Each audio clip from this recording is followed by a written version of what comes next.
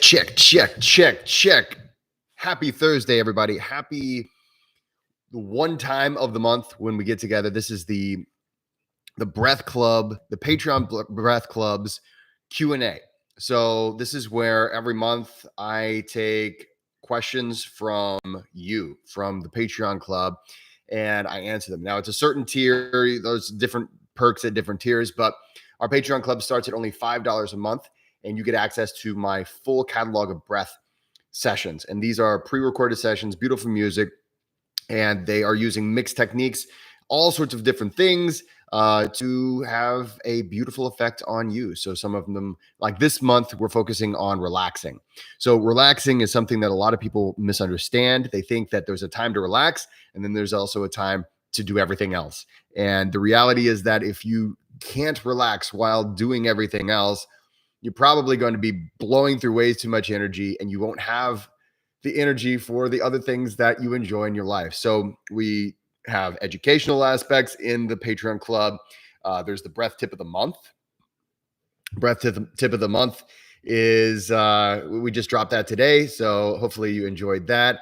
And every month we do a Zoom session. So this is a live breathwork session where I guide you through a breathwork session. Now, we've been doing this since the pandemic. Okay, this is when it started as a breath worker back in those days.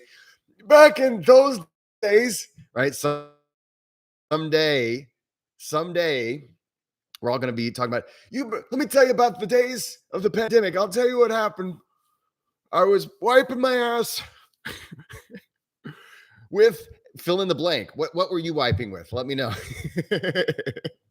That's when a bidet became very popular. Anyway, but this breath club started in 2020 because I had to cancel all of my retreats, all of my workshops, all of my in-person things, and it became this amazing community dedicated to breath. And over the years, I've added different tiers, different perks to those tiers. And one of those is that you can ask me any question you like. This month, it seems that we have a theme. This month, we have a theme about breath holding and what are the benefits of breath holding, what happens when we do breath holding, all these other things. So we're going to be talking about this. We got three major questions.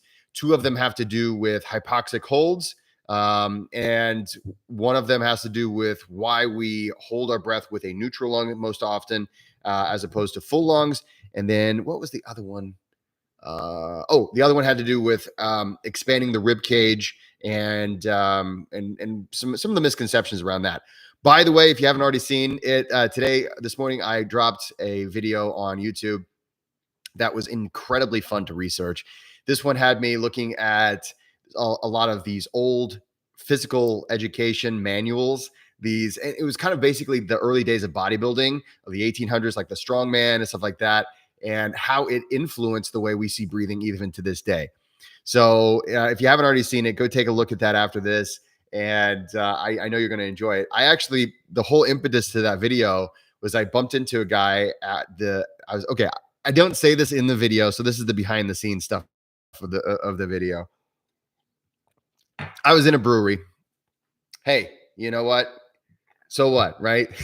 I was in a brewery and I just ordered amazing tacos, and oh, dude, these tacos were calling out my name.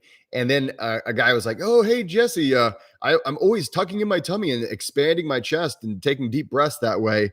And I was like, in my mind, I was like, "Yeah, that's not how it's done. I could go over and I could help this person. I could share, I could share the reality with this person, or maybe I'll just make a video. These tacos aren't going to eat themselves. They're getting cold."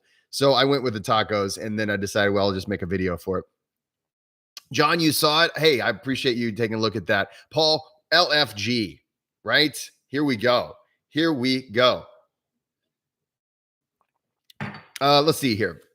Before we get started, let's see. We've talked about the Patreon Club. We've talked about, hey, this book. Take a look at this book. This is only certain people have a copy of this book right now. It is not in print yet. You cannot order it until August 31st. This is a practical guide to cold training. Now, some of you might have bought my ebooks of a practical guide to cold training over the years. I published my first ebook, A Practical Guide to Cold Training, in 2019, and I updated it in 2020. And then basically I gutted it, rewrote half of it, and this is what we have here. Now, you might be saying to yourself, Jesse, I don't need a book to tell me all the benefits of cold training. That is not what this book does. Yes, there's a section that tells you about what I think the benefits are. And if you were listening to me, let's see, I think it was last Friday, I was talking about how I'm not convinced of all these benefits that I used to be convinced of, although I do see some other benefits. And I discuss how quite literally being cold, like literally being, if you're physically cold, there is a relationship between that and being sick. There's a lot of misinformation and a lot of bro science amongst people who have millions and millions of followers. And in my research, I was able to uncover a lot of those things. That is in this book. But the biggest part of this book, okay, we're talking the vast majority of this book is not that. The vast majority of this book is how to do all of these different types of cold exposure that you want to do and do them safely and get the most out of them. And this is coming from the 12 years of training that I've been doing personally. This is coming from the 8 years of professional training that I've trained thousands of people in cold training. And this is also coming from not just myself, Joseph Coburl. He's the guy who beat Wim Hof's record twice for longest ice to skin exposure. It's been beaten multiple times since then. Actually, I briefly interviewed the person who has the record for women's. She just blew it up. Like this woman went from, we had no, wait a minute. I'm going to skip ads. Okay. No ads. They were going to come, but I am now freeing us from ads. Please hit like if you enjoy not having to watch ads. Please hit like. No. Anyway, well, yeah, definitely hit like. But anyway, I interviewed the woman who has the longest cold exposure skin to ice, Katarzyna Jabowski. I forget her. I please forgive me for mispronouncing your name. She's from Poland. She doesn't speak any English. I don't speak any Polish. So we used Google Translate a lot. And yeah, she set a record for the women's. I think it's like 3 hours, 10 minutes, something like that. A ridiculous amount of time skin to ice. The men's recently was broken, as far as I know, and it was held by Poland for men's, but then now I think it's a guy in Canada. Katarzyna Jakubowska. Thank you, Alexander. Yeah, so she's an awesome gal, and I sent her a copy of the book too. She was super fun, and we didn't really get to talk that much because we don't speak the same language, but that woman is just something else. And I would not be surprised if you see her beat that record very soon. I would be surprised if she doesn't make 3.5, maybe 4 hours someday very soon. That she said 3 hours. What the record that she had, I think it was like 3 hours, 10 minutes. She's like, that was nothing. She's like, I could have kept going. Actually, she was talking about how she didn't want to ruin it for her friend who had recently gotten the world record in men's, and they just hadn't announced it yet. Like, she's the nicest person I've well, not the nicest person I've ever met. A lot of nice people out there, but she's super nice. John says, those of us who live in areas with cold winters need guidance on cold air exposure training. Okay. So that's what this book is, right? So this book is, okay, this is how to take a cold shower, right? This is the actual way of doing it, like actual technique, if you will. Like, you go to the gym, right? And you know that there's benefits to bench press, deadlift. And so I could give you all the benefits of weightlifting, but what really you want, right, is someone to tell you how to do the weightlifting so you can get the benefits. That's what this is. It's a manual. It's a manual on how to do it. So like, there's a whole section in there. This is what you need to pack. This is what you need to have in your backpack. This is what you need to have waiting for you when you get home. This is how long you should do this. This is like, and also the question often is, how cold should I go? How long should I go? I have a table on how you can calibrate that and how you can titrate over your cold training career. There's information about how to do, if you want to do snow walking. I call it frost walks because one day I walked out, it was a frost walk and I loved it. I got a little song. Me and my son, we sing whenever we go out and walk barefoot in the snow. And so I teach you how to do those things safely so that you can sustain these things, as opposed to, yeah, I did that once, lost a toe, probably shouldn't have done that, had to move on with life. So that's what the book is. It is available right now. Actually, it will be available on August 31st in all formats on Amazon. So there is an audiobook that's in the works. No, it's not my voice. I'm so sorry. I'm okay. I'll level with you. And then we got to get to the questions. I'm having too much fun. I'm already having too much fun. What happens is I don't really like reading I don't like reading out loud. I mean, am I the only person?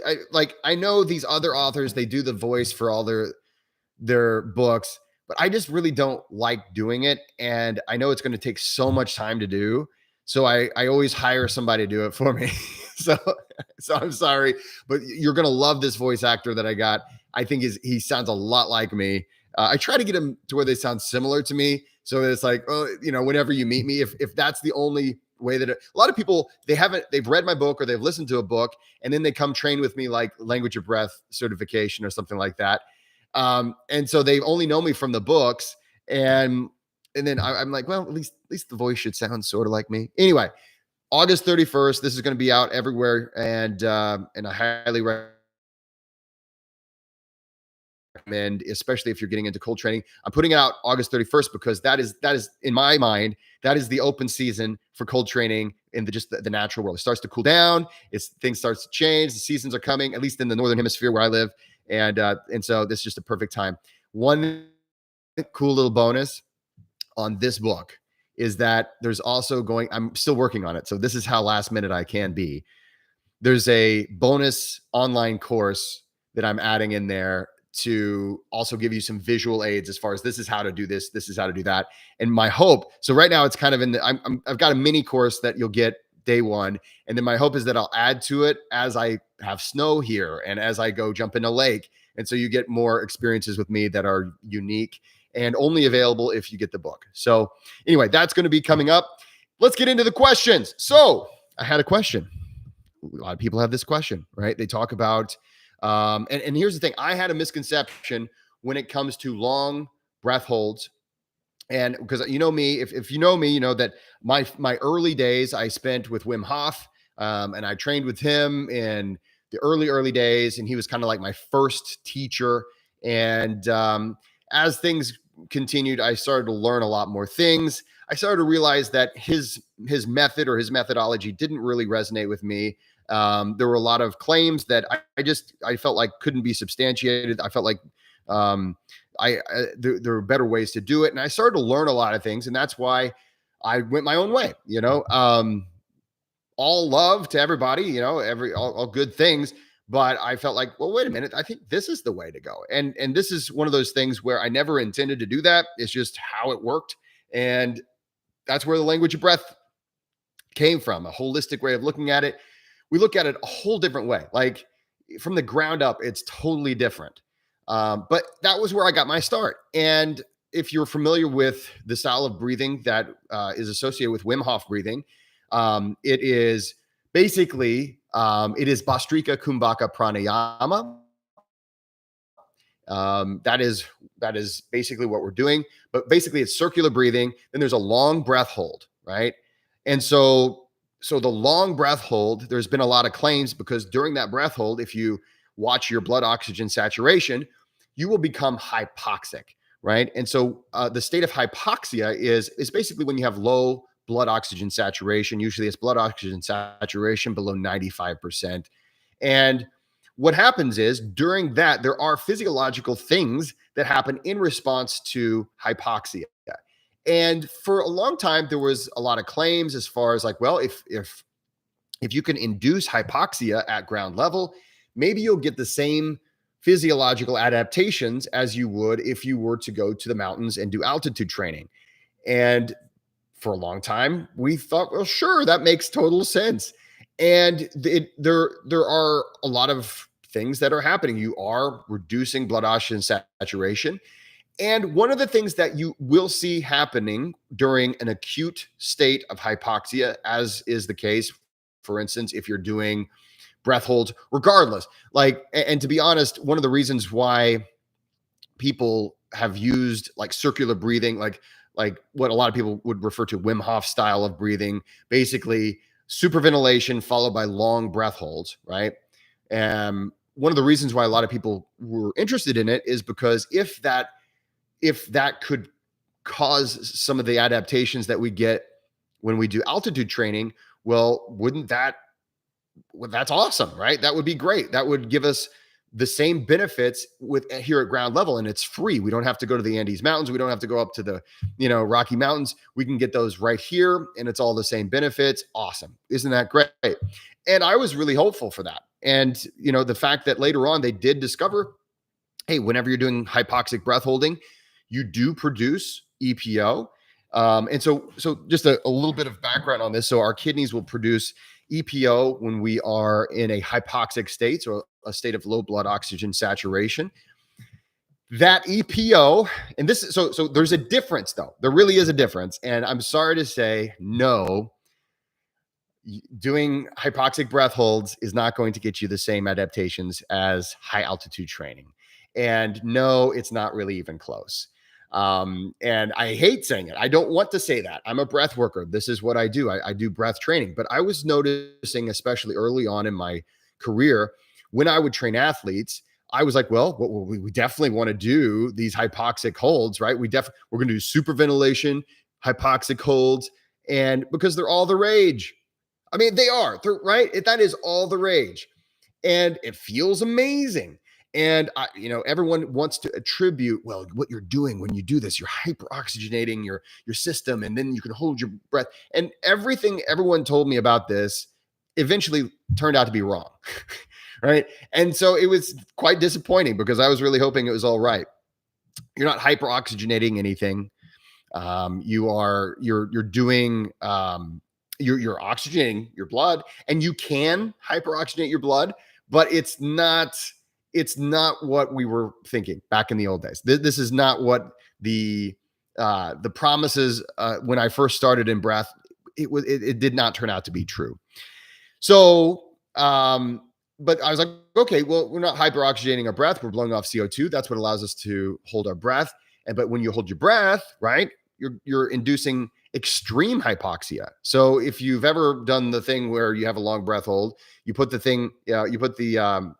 pulse oximeter on your finger, and you can see, wow, that's incredibly low blood oxygen saturation. I've gotten mine down to like 50% before, and you hold your breath for long periods of time, and it's like, wow, I must really be producing a lot of EPO. Now, the reality is that the adaptations that the beneficial adaptations of high altitude training are the result of higher levels of EPO, but over long periods of time. And this is where the promise of fitness adaptation, coaching, all the coaching stuff, I wasn't seeing any. I was like, all these promises. I don't see this. I don't see really a great change in my athletes. Yes, it feels good, and yes, they like it. I don't have to try to convince them to do this kind of training, but I don't see really a great adaptation. Well, here's what's actually happening. So when you are in the altitude, your kidneys are producing EPO nonstop. Okay, so they're producing EPO, and what this does, if you do this long enough, if you produce EPO long enough, and basically what the research shows is that ultimately you have to be hypoxic for long periods of time to produce EPO for long enough that you will produce more red blood cells via bone marrow. And it can take usually like 2 weeks for this to happen. And we're dealing with chronic hypoxia, not insanely high levels of hypoxia that you can get with a extreme breath hold, but we're dealing with chronic hypoxia. So just a consistent low blood oxygen saturation that your kidneys are saying, okay, there is a need now for more red blood cells. I'm going to have this signaler, this EPO signaler. It's going to go to the bone marrow. Bone marrow is going to produce more red blood cells. And then the oxygen carrying capacity is higher. And as a result, we can adapt to this lower oxygen environment. So the partial pressure of oxygen won't matter as much because we can carry more oxygen with us. Awesome. That is not what happens when we do long breath holds. So with a long breath hold, what will happen is you'll have your spleen. It will actually, your spleen carries some spare, if you will, some spare red blood cells with it at all times. You have extra red blood cells that the spleen will release when you have a intermittent hypoxic event. So anytime you're doing long breath holds in breath work, and you're like, oh man, I'm really pushing it, I've gotten really super hypoxic. What that does is the spleen will contract and it will let some of those extra red blood cells flow freely. And that's awesome because it does give you a slight boost in oxygen carrying capacity. But here's the difference: it is a slight boost of oxygen carrying capacity, which is good. I will take it, right? Any little boost is good. I'm not complaining. Thank you, spleen. But the difference is it's not a long lasting thing. You actually haven't created an adaptation. You've just induced the spleen to release the red blood cells. This doesn't happen when you're doing altitude training, by the way. This is only whenever you have a very high level hypoxic event. So you'll have that happen during the longer breath holds, and EPO is produced. Okay, so EPO is produced. The kidneys, you'll see, they'll produce EPO in a hypoxic breath hold. The difference is that it's not able to, it doesn't produce EPO for long periods of time. We're talking just a matter of like maybe just a few hours. And in all the research that I've seen and that other people that I know have done, like I've only seen maybe just a few, like we're talking like 2 or 3 hours maybe of increased EPO. A buddy of mine had a post not too long ago where he said he found, a maximum of 5 hours of increased EPO. This is not enough to produce those adaptations that you would have at high altitudes. And if you were trying to do that, I mean, you would. But the thing is that what the research shows, or at least it seems to show, it's not the intensity of hypoxia, it's the duration of hypoxia that makes the big difference. So whenever you're up in the mountains, you're sleeping, you are walking around, all these other things, and it's different from whenever you're doing the intermittent hypoxic holds. So it's not the same thing. There are some benefits to it, but it's not this, hey, it's the same thing as altitude training that we once thought it was. And I wish it were. I really wish it were, right? Because, man, that would be so awesome. But I noticed that my athletes weren't getting any better whenever they were doing it. I was like, this isn't really helping. And the problem is, if you're doing things like superventilation, like a Wim Hof thing, like you're doing hyperventilative breath work in order to get that lengthened breath hold, you're usually not really improving your CO2 tolerance either. So even if you have that higher level of O2 carrying capacity, the Bohr effect still is in play here. So one of the better ways to do it, if you're really wanting to get the spleen to do that release of red blood cells, maybe it's the best timing for it would be, okay, I know I have an athletic event that is coming up and it's in an hour. And what I'm going to do is I'm going to do a hypoxic breath hold, but ideally you have worked with your CO2 tolerance up until that point so that you don't have to hyperventilate in order to do that. So that you can tolerate the CO2, you can increase O2 oxygen, O2 carrying capacity, and then you can actually utilize that extra oxygen because your CO2 level, or you're able to tolerate enough CO2 to utilize that. Am I nerding out? This is way too nerdy. I haven't said far out groovy, man. I don't know. I don't normally say that. Paul's saying some things. It seems like the closest you can get is restricting the airflow, oxygen availability at sea level to get something akin to altitude training or altitude exposure. The spleen effect only lasts minutes to an hour. Exactly. So this is where it's different, right? It is a different thing. And for the longest time, we were hoping in the breathwork world, we were hoping it was the same thing. And you'll find a lot of internet experts that will insist that it's the same thing. And some of them may even cite my first book when I thought it was the same thing. And the thing is, we do produce EPO, right? We are producing EPO. That is the thing that makes your bones produce more red blood cells. It's just that in order to do that, literally, if you do hypoxic breath holds, maybe you do I don't know, maybe you're doing Wim Hof still, or maybe you're doing whatever. You're holding your breath. You're maybe holding your breath for maybe 2 minutes at a time, maybe a cumulative. If you do multiple rounds and things, maybe you can add that up. Maybe you're doing maybe 6 to 10 minutes total of breath holding.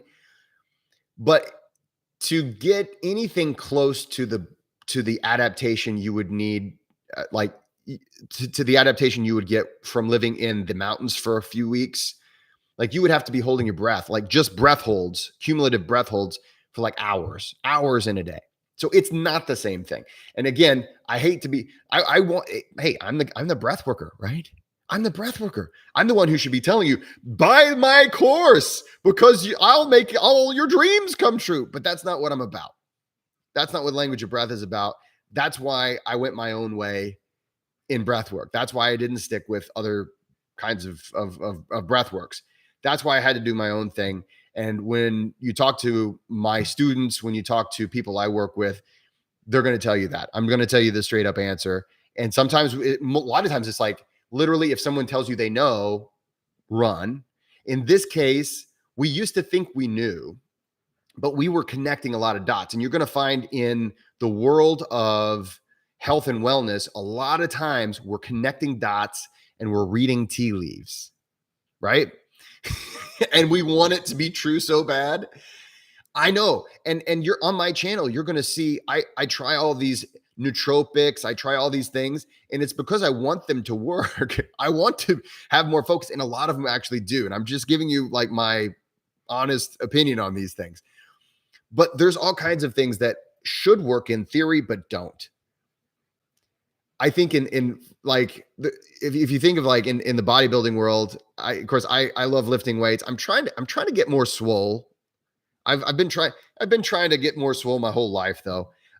There's this product called HMB, and the research is outrageous. It looks like it must be like steroids, and it doesn't. Like the thing is, so much of the time we're connecting dots that we shouldn't be connecting. And in reality, I just noticed, and what got me thinking about it was I had all these athletes I was training, and I had much better luck doing other techniques, other things that I train my breath workers to do now.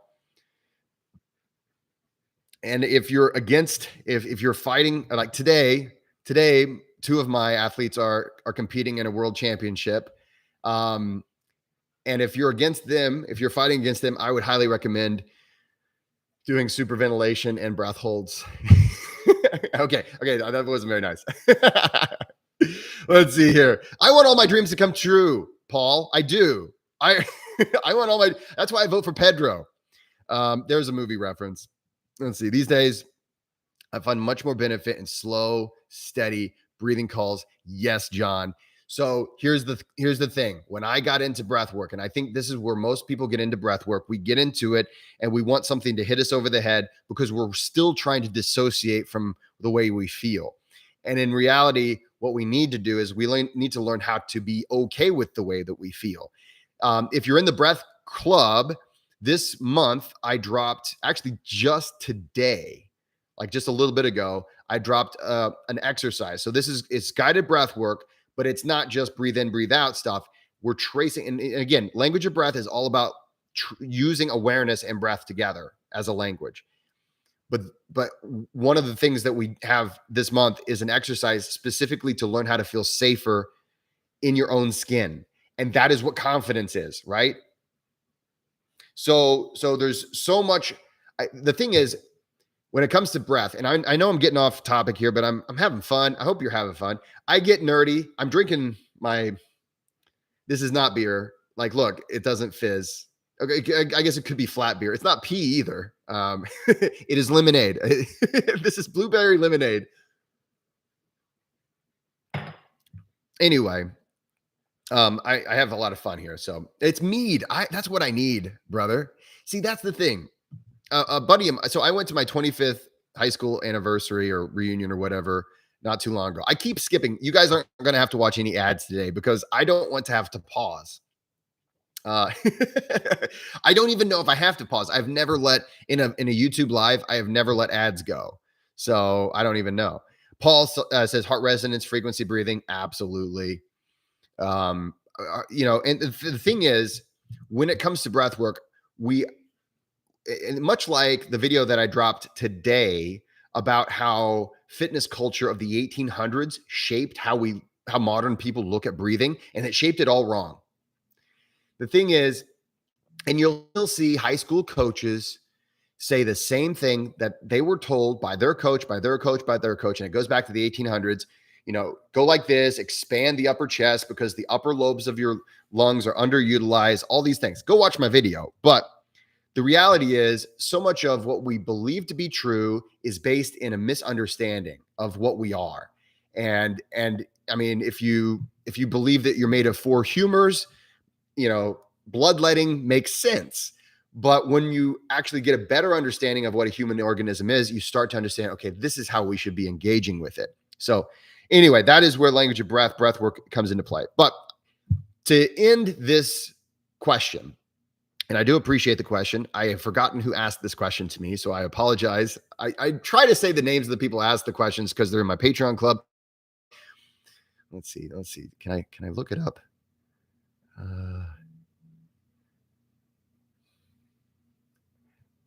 I forgot. Anyway, I appreciate that question because that is probably one of the biggest misconceptions in mainstream breathwork right now, is that you can bring the mountains to the mainland, or you can bring the mountains to sea level. You can't. There are things that you can do. There are physiological things that happen, but to get the actual adaptation, I'm sorry, you do have to put yourself in the environment. That is what our species is all about. And that's why when you do cold training, you have to put yourself in that environment to get those adaptations. All right. Great question. The next question comes from, let's see here. I know it's in here. Here it is. Raphael. Raphael asks, he says, wait a minute. Where is the question? Here it is. So he says, why is it when we do those apneas? So this is really jumping off of the last one. Why is it that we do these apneas? Why do we do them on a neutral lung versus an empty lung? And you'll have to excuse. So this is the vocabulary I've been using in breathwork for so long that it's technically 2 lungs, right? So it should be plural, but I've always said lung, empty lung, full lung apnea. So why do we do that? Why do we do a neutral lung as opposed to a full lungs or empty lungs? And so this goes back to ancient pranayama as well. And you're right, Paul. I mean, most of it is because of comfort. It is far more comfortable to do so. But in addition to that, when we have what's called the kumbhakas, when we are on a neutral lung, this is as relaxed as you can be. So if you are holding with full lungs, now if you're holding with full lungs, full lung apnea, you are doing a few other things. Your lungs are putting pressure on your heart, but it's also, you're straining, right? You're holding that breath, right? If you hold your breath with empty lungs, you're actually putting a negative pressure in your lungs. So you're having to hold that too. So the idea here is that we're going to relax as long as we can during a breath hold. And that's why in most of my breath work, we hold with neutral lungs. Now, that's not always the case. In language of breath, we have these things called peaceful apneas or blissful apneas. So here's a funny thing, guys. I named them blissful apneas at some point, and then when I was writing my second book, I misremembered what I named them, and I called them peaceful apneas. So you're gonna, in the breath club, you'll see blissful apneas and you'll see peaceful apneas. Same thing. You got to name these things, or else it's like, well, we got to put a name to the practice, right? To the technique. But basically, what these are, you'll take a deep breath in, and you're going to hold with full lungs, and then you let it out with a sound. That is a peaceful or a blissful apnea. And then you can have an apnea at neutral lungs there. There are not benefits. I always hate whenever we relegate everything to benefits. Like there's a list of reasons to do it. There are reasons to do these things. One of the reasons why I will have a person do full lung apneas, especially in a blissful apnea like that, is because it sets up the exhale to be more relaxing. And if you're in the $10 tier, the monthly $10 tier, I've explained that actually this month's monthly breath tip. I explain how the sequence of breath holds, full, neutral, exhales, how they set each other up to make different things happen. And it's the sequence that counts the most. So that's if you're in the $10 per month tier and you get the breath tip. But that is basically it. It is generally because it's the most relaxing one. That's the one that we tend, if we're going to do a longer breath hold, we do it there because it's a more relaxing one. That's basically it. Yes, if you do a full lung apnea, then you may be able to hold your breath for longer, but it's not quite as relaxing. And that influences what happens later on in the session. So all the sessions that I do are mixed sessions, and it's the science and the art of breath work that makes these sessions. So there is a reason for it. I'm not just throwing them all together. When you practice these mixed techniques sessions, it's using the science of what we understand about how breathing interfaces with your unconscious processes, plus the art of making something beautiful. And that's what I love about being a breath worker, is that there's that combination.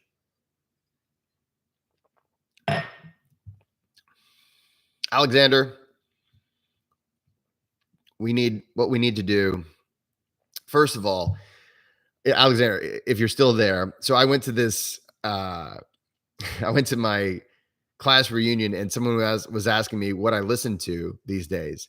And I'm like, okay, well, it depends. And they knew they were like, you're a breath worker now. What does a breath worker listen to? Well, okay, yes, I do listen to my share of handpan music. Okay, I can't help it. I just love handpan music. But I also listen to, like when I'm at the gym, I listen to two different kinds of music. One, metal. I love metal. And then two, Viking music. And then I guess three, Viking metal, because that's a thing too. So what we need to do is we need to figure out some kind of a Viking themed excursion where we do breath work and like Viking stuff, and then we drink some mead with Paul. And oh my gosh, oh dude, yeah, what is it? Donheim is my favorite group right now in the Viking world. Donheim is just so good. Heilung, I'll have to look them up. Oh, the Prodigy. Hey, that's taking it back to the 90s. I am a big fan of listening. Yeah, Donheim, Paul. You're gonna love Donheim. If you listen, Hogelmang, okay, Hogelmange or whatever, that's actually what a lot of times I'll have people ice bathe to that. It's this is like a boom, boom, boom, boom. It's like, it's really cool. Anyway, so let's see. Last question of the day. I need to answer the questions, and then we're going to have a break, and then I'm going to lead some breath work. If you're not in the breath tribe, today is always the best day. In my opinion, it's my favorite day to say I think it's the best day to join, because I just released the new sessions today. So there's 2 fresh sessions in addition to like hundreds of sessions of everything you can possibly think of, from my own variation of Sudarshan Kriya to my variations of all these things. I've experimented in this group over the years, and you can slowly, if you go back long enough, you can slowly see how I've developed language of breath. It's kind of like a little time capsule of my development as a breath worker. And this happened after I wrote my first book. Oh, hey, guess what? I have my first book right here. Voila. So take a look. So this is, I wanted them to match. So a practical guide to breath work, a practical guide to cold training. So a practical guide to cold training is going to come out in Spanish too. So I went ahead and got it translated. If you know me, you know I'm married into a Spanish speaking family, and and actually our the language of breath, we're trying to make it so that we have actually a Spanish language pathway if you'd like to certify with us. And so I'm not fluent. No habla español. Mi español es muy malo. Habla un poquito, ito. But so I was talking to Santiago, who is going to be the lead language of breath in Latin America. And he's like, when you release this in Latin America, it's got to be a little more colorful, man. We like a little bit more color. And so I'm like, all right, all right. I kind of liked the understatedness of these covers. I wanted to make them super simple. It's a practical guide. I don't know. I kind of, I kind of wanted to, not make them super, super colorful. It's more about, hey, this is a manual type of a thing. But now that he said that, now I'm like, well, maybe I should make some kind of an edition where it's like yellow, or I don't know. What do you think? I wish I was fluent in Spanish. So that's the thing when you're getting your book translated. So Language of Breath comes out in February in Spanish. So that's going to be incredibly cool. But there are issues whenever you're translating to another language. So in Latin America, when you say breath work, you've got a lot of people just think about like holotropic breath work, like just getting high. And that's what we thought of it as, maybe like, early on. And a lot of people still think of breath work as just getting high. And so that's changing. And so we're going to try to be a part of that change in Latin America. So he said, no, wait, make it coloring exercise. Oh, dude, there you go. I like it. It's like a color by numbers type of a thing. And you get to make it your own. I give you this. That's what it is in the first place. This is genius, Paul. You buy the book and you get to make the rest. It's like an interactive cover. You get to actually finish the book. I give you the book. It's not even finished. You color it and make it your own. Genius. That's the marketing I needed, Paul. Thank you. Marketing genius. Okay, last question. The last question I actually answered in this month's, in the video that I thank you for the invoice. Yeah. I actually answered this question in the video that I released today, but it was a question that I got, and it had to do with expanding the rib cage. So the degree of which we should focus on chest expansion. And there are breath workers out there that are really focused on this. And when I was working with, I'm not going to even say the name, but when I was working with the big name, one of the other huge names in breath work, they were measuring chest expansion at this event. And I was like, really, do we really want to focus so much on chest expansion? Yes, we do need to, your ribs expanding, and yeah, there is the expansion, but why are we focusing so much on this? Because the vast majority of ventilation perfusion is in the lower lobes. And we know this, we've known this for some time. And why are we doing this? And so there really is this pervading point of view that you need to expand the chest immensely in order to maximize the upper lobes. And your lungs really are they are in the chest. Your lungs aren't down in your tummy or anything like that. The reason why your tummy is going to expand is because your diaphragm is descending. It's displacing organs down there. And that's why it expands.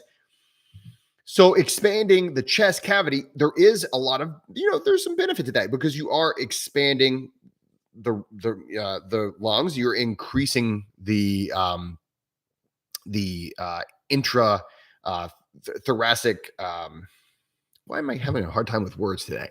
Your intrapulmonary pressure, you're expanding that, or you're increasing that. So there is some benefit to doing that.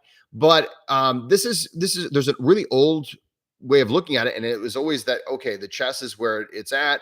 Don't worry so much. You should have not intra-abdominal, intrapulmonary pressure. So we want to increase intrapulmonary pressure, or at least open the lungs. I don't know.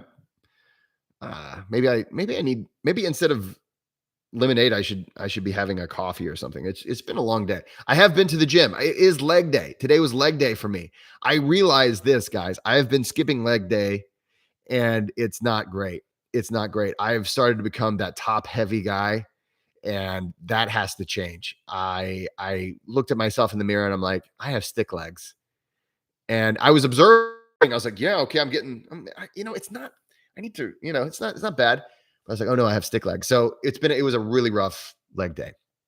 And anyway, Yes, we do want chest expansion, but not at the uh we want to the main focus, I should say. The main focus is expanding the those lower lobes. Now, here's the thing, whenever you're an athlete, a lot of times you're bracing.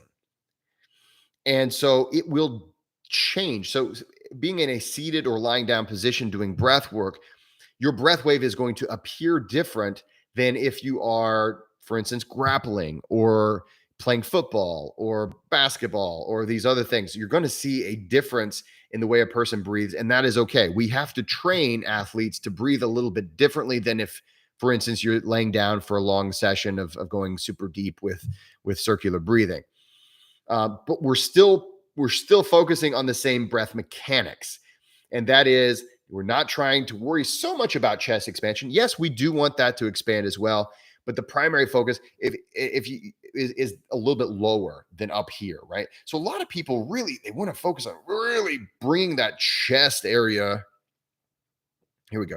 This chest area, they really want to they focus on that so much, and they'll measure how far they can make their chest go. And yes, that is not bad. There's nothing wrong with that.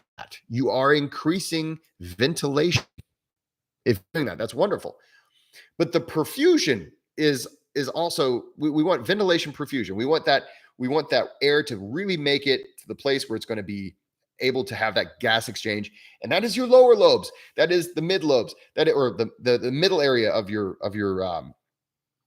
lungs. You really want to expand those areas as well. So it's not that we want to avoid chest expansion. It's just that our primary focus is to get we want the right mechanics, the right order. So the best order. And if you can expand more, that's great. But I would rather see a person focus on making sure they've got the right breath wave, expanding the rib cage is really that's really helpful and important. Those intercostal muscles pulling that rib cage out, that's really expanding the surface area that you're letting get in contact with. Thank you, Paul. Yeah, thank you, Paul. That's why NASA needs guys like you. Yes, you're helping me out. Yeah. Overall, what we're doing is we're wanting to increase the surface area that we expose to the air that we inhale. That's what we're trying to do. And the vast majority of that surface area is in the lower lobe. So that's where our main focus is.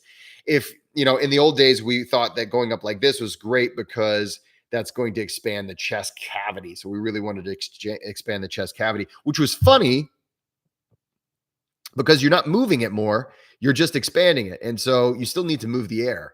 And so really focusing on diaphragmatic breathing, expanding those intercostal muscles, and then yes, expanding the chest, but expanding it out, not like so much of the breath work. And I'll see other people who have, and maybe, and this isn't just because they're rival breathwork schools, because hey, I am a school marm.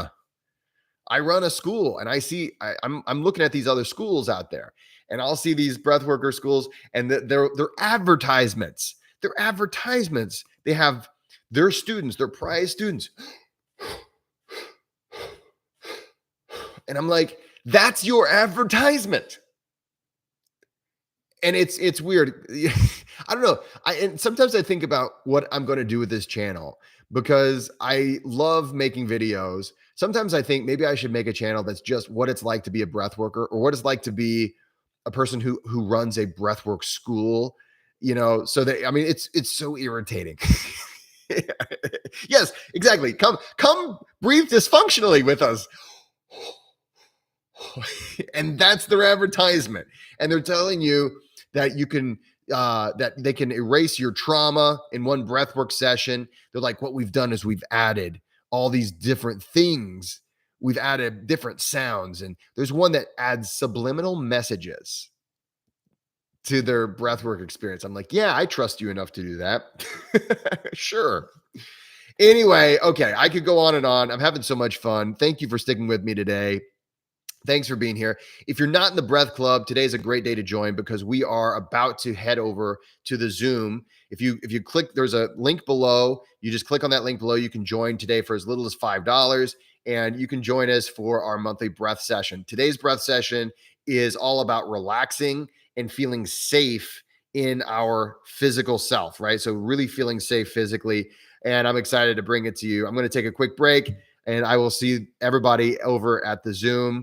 Thanks for being here. If you're not in the Breath Club, hey, join us, or I'll see you next month. Have a great one. Bye-bye.